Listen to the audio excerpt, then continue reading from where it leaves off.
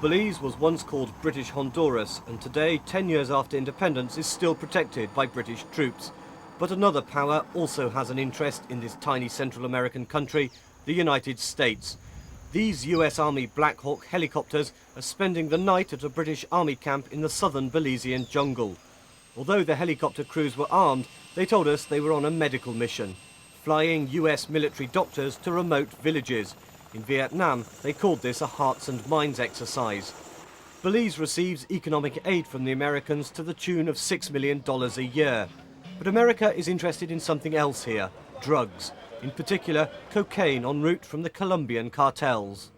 On the pipeline from South America, which is where the majority of this stuff comes from, this is around about the point where they're going to want to refuel their boats or their aircraft or whatever. And yes, it is used as a stopping off point. I mean, everybody knows that. We are used as that here. It happens in Guatemala. It happens all over the place. It's halfway up to the States. Despite the drugs problem, squadron leader Finlayson has faith in this country's future. He won't be returning to RAF Wittering after his tour of duty. Instead, he's decided to stay in Belize as a civilian. Catching the drug smugglers is not a job done by the RAF or British Army, but by the Belize Defence Force. The BDF, with its 2 twin-engined planes and 1,000 regular soldiers, works with local police and America's Drug Enforcement Administration. There have been successes.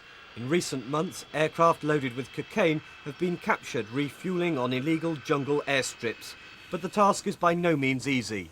Well, it's a very forest-type territory and mangrove swamps, and it's largely uninhabited, and we don't have enough patrols going out to search for these airplanes that are coming in with the cocaine. The only RAF pilot officially involved in the anti-drugs operation is Henley Johnson.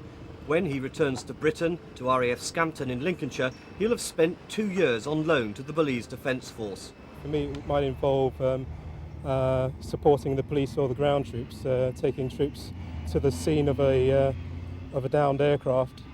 And occasionally, although I haven't done it, some of the loan service pilots have had to fly these aircraft back to the International. Apart from Henley Johnson, no other members of the British forces here are allowed to play any real role in the anti-drugs operation.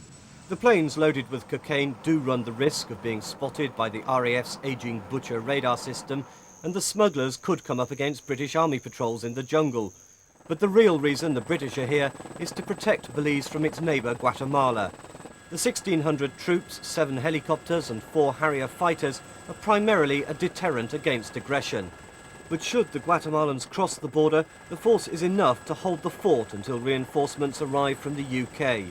It's a war Britain is confident it would win, but a war which now seems increasingly unlikely. After years of military dictatorships, Guatemala's new democratic government seems ready to drop its claim to Belize and recognise the country's right to exist. But the British forces won't get their marching orders before a treaty is signed. Clearly it is going to take some time. Guatemala have a number of problems which they have to sort out in their own country before they can look outside and solve the problems between Guatemala and Belize.